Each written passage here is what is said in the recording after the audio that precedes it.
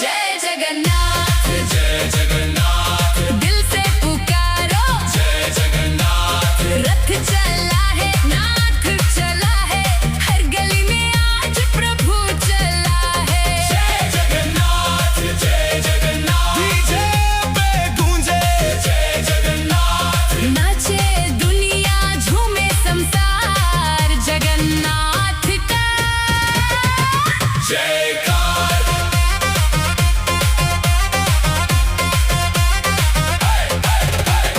एक समय की बात है प्यारे, जब राजा इंद्रद्युम्न ने ठाना धरती पे आएंगे विष्णु खुद जगन्नाथ का रूप सजाना। विश्वकर्मा बनकर आए एक वृद्ध